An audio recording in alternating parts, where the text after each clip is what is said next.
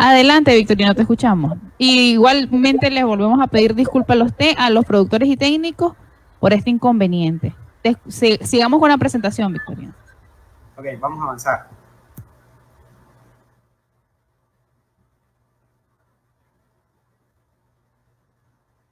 Listo.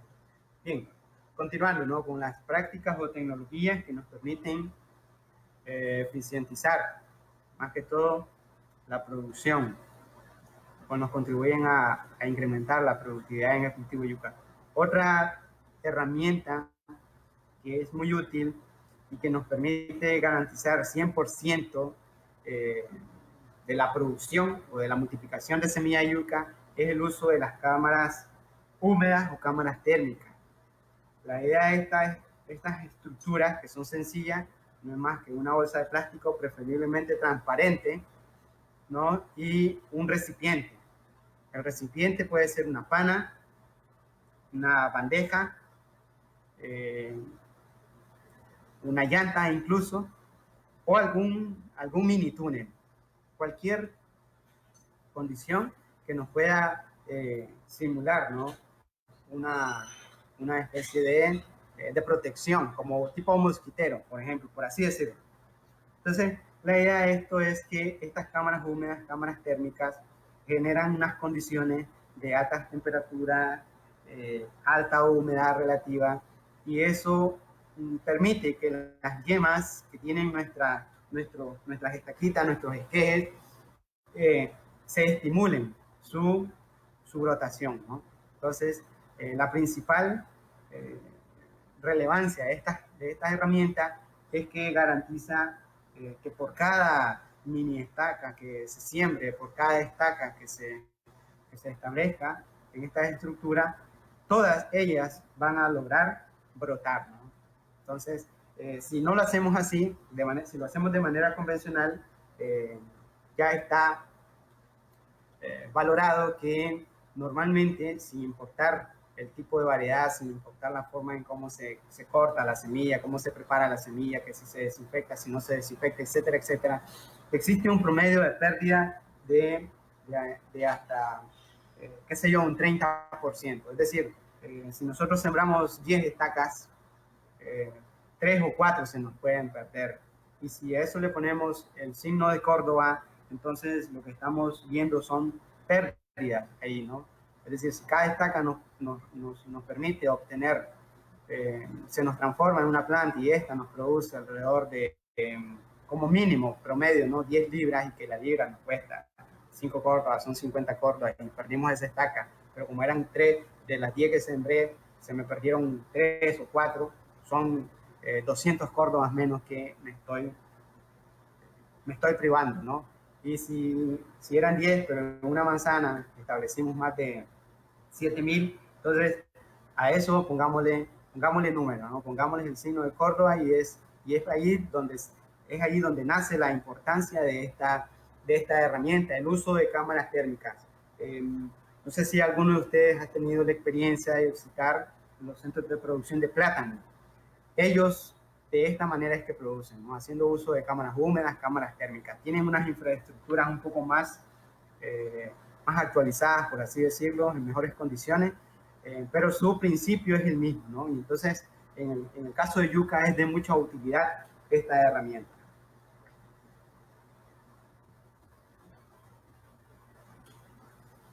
Otra práctica que nosotros consideramos que es muy importante conocerla al menos, y que es realizarla, efectuarla en el campo, no es nada complicado, no se necesitan, de hecho no se necesita ninguna inversión más que la búsqueda de ciertos materiales, es no conocer, en este caso, el contenido de la materia seca y almidón. Normalmente, bueno, en un sentido común, por así decirlo, los productores únicamente lo que hacemos es que una vez que llega el corte de la raíz, nos interesa nada más la cosecha, ¿no? Pero hay un factor, una variable más que va allá del rendimiento conocimiento, y en este caso es conocer los porcentajes de materia seca, por esto de su contenido nutricional, y almidón, ¿no? Entonces, existe un método muy práctico, muy sencillo, validado por la comunidad científica, en donde pues a través del método de gravedad específica nosotros podemos determinar el porcentaje de materia seca, porcentaje de almidón y hasta el porcentaje de humedad en las raíces frescas, ¿no? Entonces, ¿en qué consiste? ¿Cómo se hace esto? Bueno, la preparación de las muestras consiste en tomar 3 o 4 raíces frescas de yuca, ya sea por variedad o por lote de producción. La idea es sumar alrededor de 7 libras, ¿no? Ahí aparece 3 kilogramos, 7 libras. 7 libras podría ser, o también 11 libras, es decir, 5 kilogramos, ¿no? Entonces, de diferentes plantas de yuca, agarrar una muestra. Esas yucas no tienen que ser del mismo tamaño, pueden ser grandes, pequeñas, gruesas, delgadas, es decir, una que sea muy representativa la muestra, y sumar alrededor de 7 libras, máximo 11 libras, ¿no? El siguiente paso es, perdón, limpiar las raíces que se cosecharon y que se pesaron, ¿no? Antes de pesarlas, pues más que todo es limpiar esas raíces, quitarle la basura, quitarle un órgano que se llama pedúnculo, la tierra si es que lo tiene, todo lo que sea material residual de la raíz, ¿no? Esos serían los 2 primeros pasos. ¿Qué necesitamos después que ya fuimos al campo y seleccionamos de diferentes plantas, raíces de diferentes tamaños, formas y pesos, y que logramos pesarla y que limpiamos, ¿no? Después de eso vamos a necesitar una estructura como la que aparece a mi izquierda, ¿no? Que es como una especie de trípode, pero no necesariamente tiene que ser así como aparece en esa imagen, sino que cualquier estructura que nos permita colgar la pesa. Esa es la utilidad de ese trípode que aparece ahí. Yo utilicé 3 varitas de bambú porque están a simple acceso. Si no hubiese tenido las varitas de bambú, cualquier rama de algún árbol, ¿no? O de pronto lo viendo en una rama de un árbol, incluso. Luego necesitamos una malla. Esta malla sugiero que sea metálica. Yo encontré la tapa de un abanico de plástico, ¿no? Y eso pues también me saca de apuro y podemos hacer la práctica. Me limitó un poco a encontrar una pesa. Fui a la pulpería, le dije al pulpero que me prestara su pesa y con todo gusto pues en un determinado tiempo me la prestó. Necesitamos un gancho. Yo lo hice a partir de alambre, un alambre común, ¿no? Y por último necesitamos un recipiente, ¿no? Ese recipiente puede ser un barril de plástico, un barril de hierro, una tina, una pana, etcétera, etcétera. La idea es que dentro de ese recipiente logremos meter la canasta metálica, ¿no? O en este caso la tapa del abanico, que quepa ahí muy bien.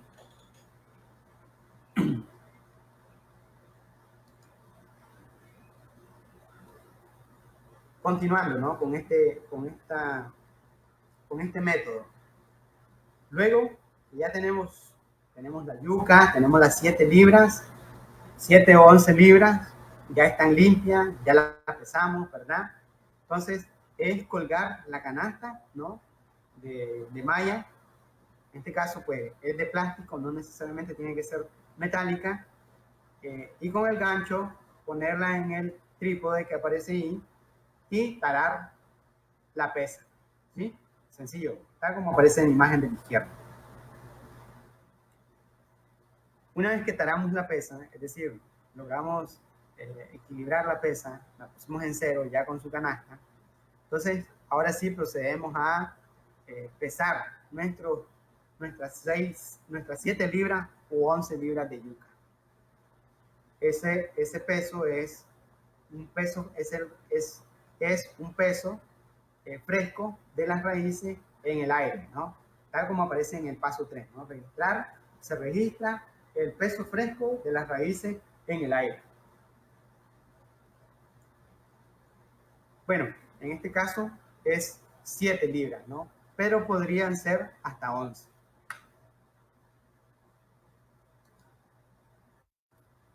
El cuarto paso. Una vez que registramos el peso fresco de las raíces en el aire, lo que tenemos que hacer es sumergir la canasta vacía, ¿verdad? En este caso, en el recipiente lleno con agua, tal como se muestra en la figura de la izquierda, ¿no? Luego, taramos nuevamente la pesa, que queda en 0, y seguidamente colocamos las raíces que pesamos en el aire, las pesamos, ¿verdad?, dentro del agua, es decir, las dejamos caer. Y ya como sexto paso, registramos el peso fresco de las raíces, pero en el agua, ¿no? A como se muestra en la figura que está a mi derecha.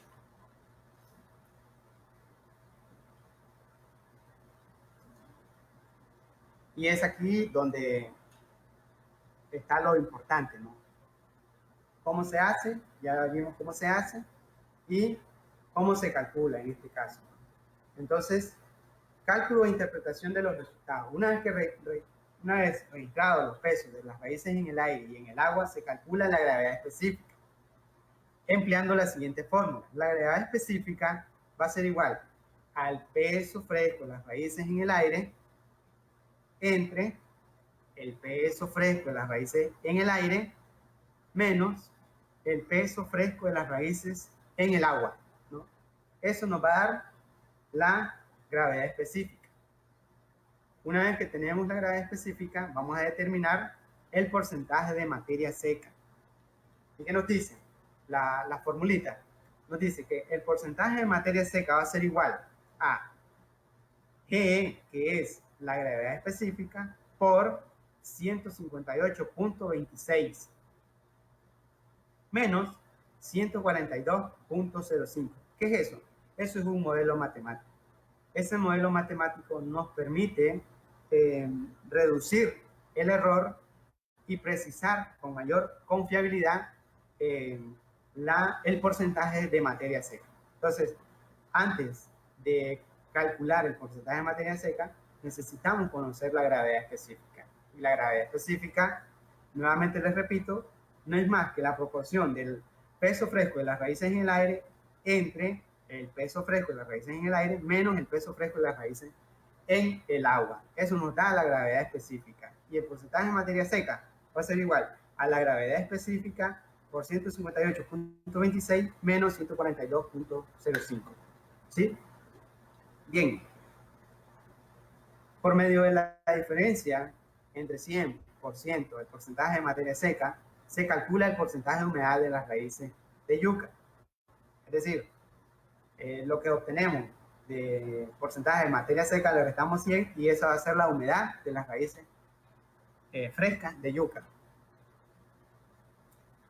Luego, dado que el contenido de almidón en las raíces frescas de yuca constituye alrededor de 85 y 90% del contenido de la materia seca, el contenido de almidón puede ser estimado tomando un promedio de estos dos valores. Entonces, 0.87 por medio de la siguiente fórmula. Entonces, el porcentaje de almidón se calcula de la siguiente manera. Va a ser igual al porcentaje de materia seca por 0.875 y ya obtenemos el porcentaje de almidón. Yo considero que no es muy complicado determinar la gravedad específica, luego multiplicarla y restarla para encontrar el porcentaje de materia seca. Y eso, multiplicarlo, la materia seca, ese valor de materia seca, multiplicarlo por 0.87, obtenemos el porcentaje de almidón. De esa manera determinamos el contenido de materia seca y almidón, ¿no? Entonces, aquí está un ejemplo. El ejemplo es así. El peso seco, en este caso, fue de 3.190 kilogramos, ¿no? Casi 7 libras. El peso en el agua dio 0.44 kilogramos, ¿no? Un poco más de 400 gramos por ahí. Entonces, ¿qué sigue? Es determinar la gravedad específica, ¿no? El peso de la gravedad específica, que es el peso fresco, ¿verdad? Que es 3.190 entre el mismo peso fresco, que es 3.190, menos el peso en el agua, que es 0.44. Hacemos esa división, esa recta división, y nos va a dar a 1.16 1.16 kilogramos, ¿no? La gravedad específica. Ese valor lo vamos a multiplicar por aquellos números que estaban, ¿no? Ya como constante. Entonces, para determinar el porcentaje de materia seca, 1.16 por 158.26, y a eso le vamos a restar 142.05. En términos porcentuales, vamos a tener 41.5% de materia seca, lo cual, según los valores de referencia, en el caso de el contenido de materia seca en las raíces frescas de yuca, andan entre 20 y 45%. Entonces, aquí estamos obteniendo 41.5%, lo que considero que es una variedad de yuca alta en materia seca, alta en contenido de materia seca. Luego, en el caso del almidón, ¿cómo encontrarlo? Entonces, el valor de la materia seca lo multiplicamos por 0.875 y eso nos da 36.3%, lo que igual considero que para el caso de almidón los valores de referencia andan de 17 hasta 39, casi hasta 40, ¿no? Y este anda en 36. Entonces, esta es una variedad que es altamente productiva en términos de materia seca y almidón. Por lo tanto, uno puede decidir si el uso que le puede convenir es tanto para una comercialización de producto fresco, es decir, de materia prima, o la comercialización a alguna agroindustria, alguna empresa que se dedique a la transformación de la materia prima, ¿no? Entonces, para ello, primeramente se necesita determinar el contenido de materia seca y almidón en las variedades de yuca. Entonces, este método lo podemos hacer a los 7 y 10 meses que se ha establecido el cultivo. Ya más de un año no es sugerido. Las raíces tienden a endurecerse, por tanto los porcentajes de materia seca y almidón son muy sesgados y lo mejor es hacerlo entre los 7 y a 10 meses, es decir, al momento de la cosecha. Si fuese Intaperla, esto se hace a los 6 meses, si fuese Intarreina, a los 10 meses, ¿no? Si queremos determinar que nuestra variedad es productiva, es altamente productiva para la producción de materia seca, para la obtención de materia seca y almidón, entonces esta es la forma sencilla, considero yo, que podríamos hacer para determinar estos valores. Existe otra herramienta, ¿no?, que se ha estado últimamente promoviendo entre agricultores. No necesariamente es como la aparece en la imagen, es decir, un tubo de hierro. Puede ser una vara, por ejemplo, de eucalipto, es decir, una rama bien gruesa que soporte, ¿no?, peso, más que todo. Y el eucalipto es una buena opción en este caso. Entonces, esta es la herramienta de palanca con dispositivo arrancador, ¿no? Es decir, el dispositivo no es más que el ganso que miran ahí, ¿no? Es eso en forma de B, ¿no? Entonces, la idea es que con esta herramienta nosotros podríamos, el productor más bien, puede eficientizar o minimizar los costos de mano de obra, ¿no? Ya han habido estudios, publicaciones en donde se ha comparado, ¿no? Cómo es la productividad de la cosecha cuando se hace de forma manual y cuando se hace de forma manual, pero con una arrancadora, ¿no? Entonces, esos estudios han concluido que el método de cosecha manual con este dispositivo arrancador muestra más eficiencia y superioridad, ¿no? Duplicando los resultados comparativamente con la cosecha tradicional, y es lo que se logra apreciar en el gráfico de arriba, donde están las dos cajitas, una en gris y la otra en azul, donde la gris es la cosecha manual pero con la palanca, y los valores que están hacia la izquierda en forma ascendente es la cantidad de planta cosechada por minuto, ¿no? Basado en estos dos métodos, ¿no? De forma manual tradicional, ¿no? y la herramienta esta, la palanca arrancadora, ¿no? Entonces, esta es una buena alternativa. No necesito los agricultores son bastante ingeniosos e innovadores, sé que lo van a hacer de otra forma, más efectivo, más productivo, mucho mejor, y podría servirles de alguna manera, ¿no? A la hora de cosechar, de realizar la cosecha. Otro dato interesante es que la mano de obra, en el caso de yuca, ocupa más del 70% de la producción, ¿no? Y esto va a contribuir significativamente a reducir esos gastos o esos costos de producción más que todo, ¿no? Entonces, verlo también un tanto de la parte económica, como hacer más rentable la producción en el cultivo de yuca. En condiciones agronómicas, ya hemos hablado mucho de las consideraciones a tomar a la hora de establecer plantíos de yuca, ¿no? Existen ciertos criterios como conocer el historial del lote, es decir, si hubieron cultivos altamente extractores de nitrógeno, evitar eso, puesto que la yuca también es un rubro altamente extractor de nitrógeno. Los lotes con pendientes mayores al 5%, recordemos que nuestra materia prima está por debajo del suelo, y si existe acharcamiento, entonces vamos a perder la producción. Tomar en cuenta las épocas de mayor comercialización del producto.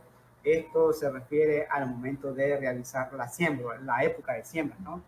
Entonces, no necesariamente tendríamos que estar esperando las primeras lluvias si estas al momento de la cosecha no coinciden con la época de mayor demanda, ¿no? O comercialización. Entonces, sembrar más que todo cuando existe un periodo de demanda y la oferta pues se ve reducida, ¿no? Entonces, considerar eso a la hora de realizar las plantaciones. El laboreo del suelo es muy importante para el control principalmente de maleza en este caso. Las distancias de siembra están en dependencia del propósito de la siembra y las variedades, más que todo. Con nuestras variedades nosotros tenemos un ejercicio muy práctico, sencillo, en donde el incremento productivo para el cultivo de yuca es sustancial, se puede considerar muy efectivo.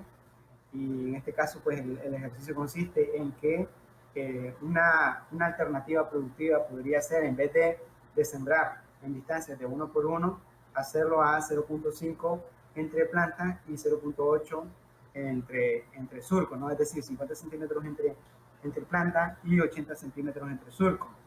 Y en vez de establecer una manzana, con nuestra variedad, establecer 1000 metros cuadrados, ¿no?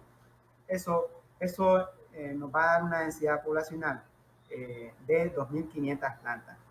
Y si estas variedades te producen como mínimo 15 libras, fácilmente en 1000 metros cuadrados nosotros podríamos tener alrededor de 125 quintales, lo que convencionalmente en condiciones de pequeños y medianos agricultores en una manzana, estos están produciendo, y lo veíamos con datos publicados por FAO, alrededor de 100 hasta 180 quintales por manzana.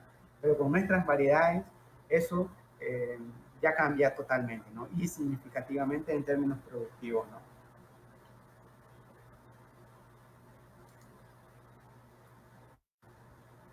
También habíamos abordado sobre los criterios de selección para obtener semilla de calidad. Este es un parámetro, un factor, es una condición, una ley muy importante que se debe considerar.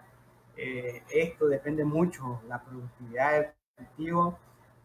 Antes de definir el objetivo o propósito de la siembra, recuerden que la yuca, el cultivo de yuca, en dependencia de su objetivo, están planteadas las variedades, ya les mostraba al inicio unas variedades para el corredor seco, porque cumplen ciclo muy corto, a los 5 o 6 meses están listas, variedades intermedias con múltiples propósitos, variedades para la producción de harina, para la producción de almidón, variedades que se pueden utilizar para la comercialización de semillas, material vegetativo, variedades que pueden ser utilizadas para la producción de forraje y alimentación de ganado en época seca. Entonces, en dependencia de eso, hay que definir nuestro objetivo, propósito de siembra y en base a ello hacer una selección de nuestras variedades, ¿no?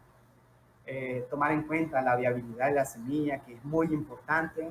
Este es un factor, una variable muy importante, porque esto depende mucho la producción y está de la mano de cómo lograr producir el 100% de las plantas que se siembran, ¿no? ¿Se recuerdan la cámara húmeda? Que es una herramienta que nos permite garantizar el 100% de la multiplicación de las plantas. Entonces la viabilidad también está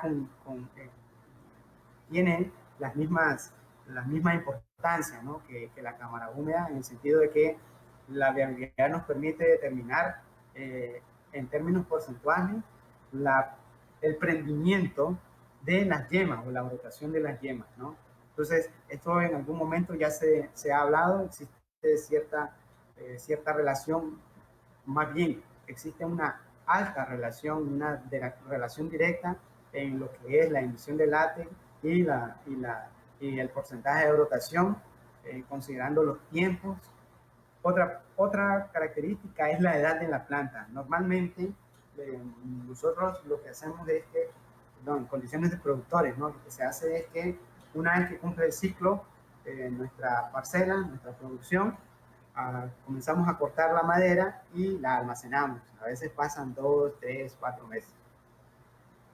Pasado de un mes ya la viabilidad de esta madera, de esa semilla, ya está en riesgo, ¿no? Y eso significa pérdida, ¿no? Es decir, que por cada estaquita que uno siembre, ciertas estaquitas, cierta cantidad de estaquitas, se nos van a perder, y eso significa que no vamos a tener producción, no vamos a tener rendimiento, no vamos a tener cosecha, no vamos a tener ganancias, ¿no? Entonces la edad de la planta generalmente a partir de los 7 meses está en su máxima expresión para almacenar todos los contenidos nutricionales que se pueden tener en esa planta, y esto le permite, ¿no?, a esa planta poder tener un mayor vigor a la hora de brotar, ¿no? Pues las partes apropiadas, ya como el quinto criterio, partes apropiadas para considerar como semillas, ¿no? Entonces, si nosotros dividimos a la planta de yuca en 3 partes, tenemos la parte basal, la parte media y la parte apical, donde están nuestros brotes terminales de crecimiento, ¿no? Entonces, en dependencia del porte de la variedad de yuca, seleccionamos la parte más apropiada, ¿no? Sin embargo, de forma general, la parte basal y la parte media, por su mayor contenido de sustancias de reserva y grado de madurez fisiológica, son las más adecuadas a la hora de realizar la multiplicación de semillas, ¿no?, tal como se aparecen en las imágenes. Continuando con estos criterios, la relación que existe entre la médula y la leña, decíamos que que tiene que ser proporcional, si una mide 1 centímetro, la otra tiene que medir 1 centímetro, no puede ser una más grande y la otra más pequeña, porque esto genera trastornos en las taquitas, ¿no? En los brotes, más que todo, principalmente en los brotes, está directamente relacionado en el prendimiento de esos brotes, la relación eula-leña, la multiplicación a partir del tercio medio de la vareta. Definíamos antes que esta se divide en tres partes: la parte basal, la parte media y la parte de los brotes terminales de crecimiento. Y a donde está este segmento, donde se dividen los segmentos, esa es nuestra principal área para la multiplicación de semillas, y la forma en cómo cortar la madera, ¿no? Cómo picar la madera, ¿no? Para producir nuestras estaquitas. Lo ideal es poner una prensa y sobre ella una sierra, y sobre esta sierra pasar las varetitas para no dañar las yemitas, ¿no? Más que todo. Es necesario seleccionar y clasificar por tamaño las estacas, ¿no? ¿Por qué? Si ustedes observan en el cuadro donde aparecen los títulos de partes del tallo, ¿no? Que está la parte basal, la parte media y la parte terminal, eso genera variación en relación a los rendimientos, ¿no? Y si nosotros estamos multiplicando semillas y estamos sembrando la parte terminal, lo que estamos haciendo es contribuir a la degeneración de nuestra variedad. La degeneración de nuestra variedad consiste a volverla, por cada ciclo que se efectúe, esta variedad va a ser improductiva. Por mucho que hagamos, por muchas prácticas que le hagamos, por muchos fertilizantes, por muchos pesticidas que usemos, por muchos bioinsumos, por muchas cosas que le hagamos, esto es muy importante seleccionar las partes, o clasificar, ¿no? Más que todo, los tamaños de las estacas. De acuerdo con estudios realizados, se observa que con la parte basal se obtienen los mayores rendimientos, y con la parte media, ¿no? Aquellas estaquitas que son las más delgaditas, lo que hacen es contribuir a bajar los rendimientos, ¿no? Más que todo. Entonces, seleccionar aquellas estacas que provienen de la parte basal y de la parte media, sobre todo, principalmente, ¿no? En el caso de control de maleza, más que todo, ¿no? Sí, lo que estamos haciendo son prácticas, ¿no? Basado en experiencias exitosas. Entonces, la maleza, más que todo en Nicaragua, es un factor que genera mucha pérdida económica, ¿no? De hecho, el 30% del control de maleza lo sumen los costos, más que todo, ¿no? Y en dependencia de las condiciones, ¿no? Acá se van a sugerir ciertas prácticas que, según las condiciones de producción, es decir, si estamos a escala familiar, pues un control cultural haciendo rotación de cultivo, por ejemplo, ¿no? Lo otro es el uso de coberturas verdes, el uso de abonos verdes, como por ejemplo la canavalia, ¿no? Es una buena opción para reducir la presencia de las malezas, sin importar si son hojas anchas o finas, si son gramíneas, etcétera, etcétera, ¿no? Entonces, rotar los cultivos, de pronto yuca, y luego tenemos algo de maíz, tenemos algo, después de maíz tenemos algo de frijoles, algunas cucurbitáceas, etcétera, etcétera, ¿no? Y eso va a romper el ciclo de reproducción de estas malezas. Con eso, eso es lo que se pretende, ¿no? Con las rotaciones de cultivo y con las coberturas, más que todo es un llenado de los espacios vacíos en donde no hay plantas de yuca, de modo que esto genere un cierto microclima y limite el crecimiento de estas malezas, ¿no? Nosotros acá en INTA ya hemos hecho esos estudios, hemos validado esta práctica, hemos visto un buen comportamiento haciendo uso de canavalia, mungo, y en el caso de caopí, más que todo, ¿no? En estos tres tipos de abonos, de estos tres tipos de frijol abono, nosotros podríamos hacer uso de cultivo de cobertura, más que todo, ¿no? Ya en condiciones de producción comercial, en donde estamos hablando de que nuestra economía depende mucho de la producción del cultivo de yuca, entonces, en cierto modo, la efectividad de cada actividad tiene un costo, ¿no? Y en ese sentido, pues, invertir en ello va a significar de pronto mejorar la producción, contribuir a mejorar la producción. Entonces, existen una serie de herbicidas, tanto preemergentes como postemergentes, que ya están registrados aquí en Nicaragua y que de manera eficiente pueden controlar todo tipo de maleza, ¿no? Desde hoja ancha, gramíneas, en este caso aparece como poácea, y ciperáceas, que como todos conocemos es el coyolito, ¿no? O el coyolillo, ¿no? Un producto bastante efectivo que es muy específico también para coyolito y gramíneas, muy específico, tiene un grado de residualidad intermedio, es el producto llamado glufosinato de amonio, ¿no? Entonces está aquí en Nicaragua, nosotros lo podríamos utilizar, qué sé yo, podría utilizarse como un preemergente, es decir, 15, 20 días antes de la siembra, y como un postemergente, los mismos 25, 35, a los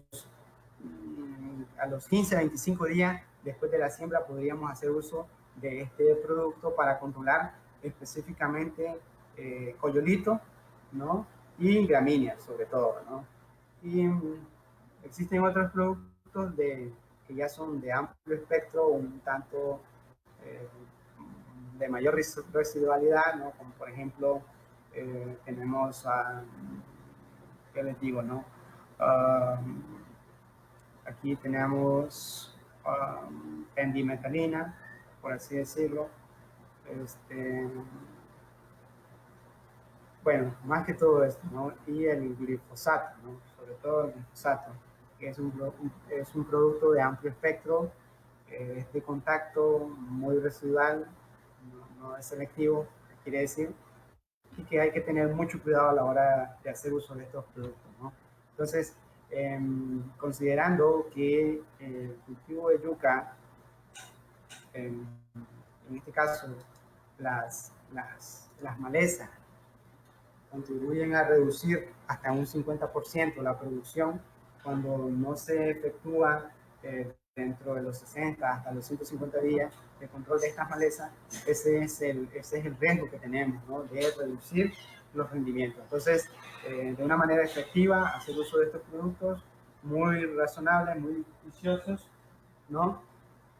Por considerar, ¿no? El modo de acción de estos productos, ¿no? Hay unos que son muy selectivos, otros no son selectivos, hay unos que son específicos para ciertas malezas, etcétera, etcétera, ¿no? Entonces, de una manera razonable, algunos productos que se presentan acá están en Nicaragua y nosotros podríamos hacer uso de ellos, ¿no? En cuanto a los métodos de siembra y algunas variables que debemos de considerar, la profundidad de siembra, que se lleva a los 5, máximo 10 centímetros de profundidad, la longitud de la estaca, ya descartamos la teoría de hacer uso de estacas de 25 o 30 centímetros cuando en esa longitud existen más de 12 yemas, ¿no? Y lo que más necesitamos es de 4 a 6 yemas, ¿no? Sabiendo que una yemita nos va a enraizar y la otra yemita va a desarrollar la plantita, ¿no? Luego está la posición de la estaca, ¿no? Es un tema también que últimamente se han estado cuestionando nuestros agricultores de cómo sembrar, de cómo colocar la estaca dentro del camellón, dentro del surco. Y en ese sentido, pues, se ha observado, ¿no? Sin experiencia alguna, se ha observado que la estaca en una posición vertical totalmente, es decir, parada, ¿no? Esta genera mayor número de raíces, logra profundizar más y por ende se obtienen mayores rendimientos. El detalle de esto es que a la hora de realizar la cosecha, estas se amarran muy fuertemente al suelo y tienen un mayor, mayor esfuerzo. Se debe realizar un mayor esfuerzo, ¿no? En cuanto a la posición inclinada, semi-inclinada, ya sea a 20 grados o a 45 grados, realmente esto depende del tipo de suelo, sobre todo, principalmente, ¿no? Es decir, en suelos que son pesados, se sugiere establecerle taquitas en una posición semi-inclinada, ¿no? Ya sea a 20 grados o 45 grados. Y también, generalmente se sugiere en condiciones donde llueve mucho, ¿sí? Entonces, esas son algunas de las razones por las cuales deberíamos de considerar cómo sembrar, cómo colocar la estaca, ¿no? En esos surcos, ¿no? Y la que normalmente nosotros hacemos es la siembra horizontal, que la mayoría de los agricultores la realiza de esta manera, tiende a desarrollar también mayor número de raíces, se puede obtener mayor rendimiento dependiendo de la estructura del suelo, y esto, bueno, una de las principales características es que puede, o más bien facilita a la hora de la cosecha el arrancado de la yuca, ¿no? Principalmente en aquellos suelos donde son más sueltos, sobre todo, ¿no? Entonces, se sugiere este tipo de siembra, en este caso, ¿no? Continuando con los métodos de siembra, ¿no? Bueno, habíamos hablado sobre el espaciamiento entre plantas y entre surcos, ¿no? Ya se ha observado que a distancias de 2 metros entre surcos los rendimientos son mayores, ¿no? Y la distancia entre planta a 1.2 metros también son significativamente mayores, ¿no? Pero en realidad va en dependencia de otros factores, como por ejemplo el porte de la planta, es decir, si es una planta que no ramifica, una planta que es de porte recto, o la finalidad de la producción, ¿no? Si de pronto yo tengo una variedad de yuca que es altamente productiva en términos de almidón y porcentaje de materia seca, y yo quiero comercializar la semilla, entonces lo que yo debería de hacer es reducir las distancias de siembra, ¿no? Tanto entre plantas como entre surcos. O de pronto yo tengo una variedad de yuca que es altamente forjera, la puedo utilizar para hacer ensilaje, silos, etcétera, etcétera. Entonces, de este modo también me veo obligado a reducir las distancias de siembra, tanto entre plantas como entre surcos. Entonces, pero sí, en términos productivos, sí observamos que distancias entre surco a 2 metros y entre plantas a 1.20 centímetros generan mejores rendimientos. En el caso de la disponibilidad de agua, se ha observado que periodos de riego que duran 14 días existe, ¿no?, una mayor profundidad de las raíces, por ende, una mayor expresión en términos de rendimiento, ¿no? Y en cuanto a la fertilización, a pesar de que en esta presentación aparece la dosis, ¿sí? Las dosis, aparece cantidad de quintales por manzana, únicamente les quiero hacer énfasis en los momentos de aplicación, ¿no?, las fuentes, y ya sabemos que el lugar es cerca del pie de la planta, ¿no?, unos 15, 20 centímetros lejitos de la planta, ¿no?